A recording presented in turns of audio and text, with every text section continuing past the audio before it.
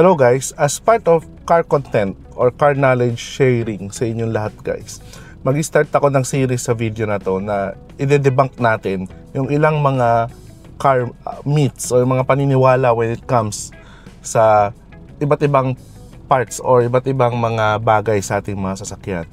At sa unang episode na to, pag-uusapan natin ano ba yung mga myths or mga maling paniniwala when it comes sa fuel.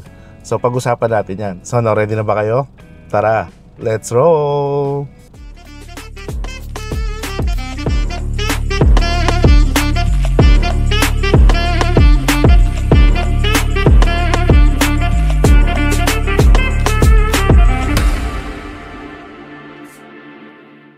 So number 1, full tank sagad.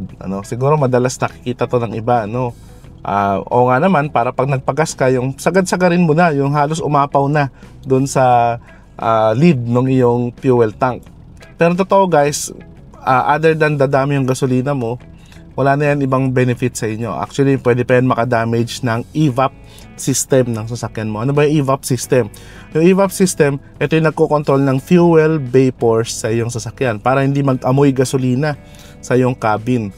Kasi vapor nga yan dinesign yan para vapor yung pumasok. So kapag ka nagpapa-full tank sagad ka, may chance na makapasok ang gasolina dyan at masira yung evap system ng kotse mo. Kaya ang ending, pwede ka mag-check engine light, mag-amoy gasolina sa sasakyan mo, or worst case, pagpaparepair ka pa ng di oras.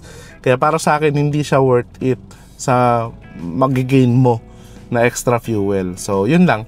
So next time, okay na yung one click lang sa pump attendant. Next myth, mas premium ang fuel or ang gasolina mo, mas malakas? Totoo ba yun? Totoo yun kapag ka sports car yung sasakyan mo, or kapag ka high compression yung makina. Ibig sabihin, nagre-require siya ng high performance yung sasakyan mo.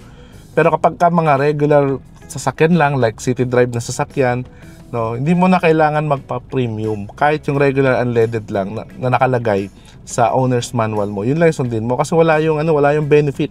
Sayang lang sa pera mo yun. Kasi hindi naman high performance car yung mga daily driven na sasakyan natin.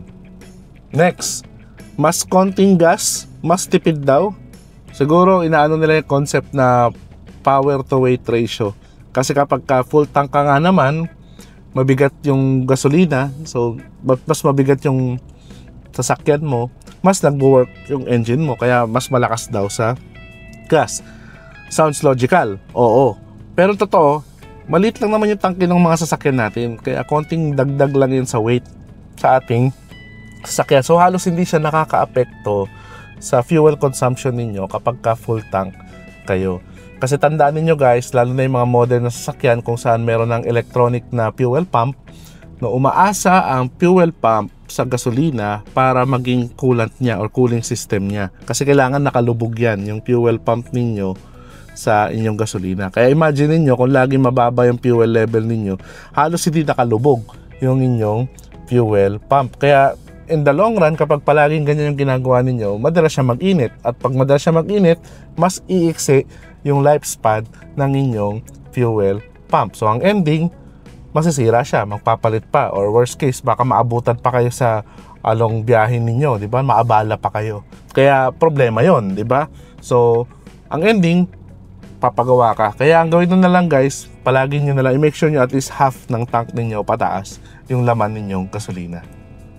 Next myth, mas sulit daw kapag ka magpapagas ka sa umaga. Yan, totoo ba yan guys?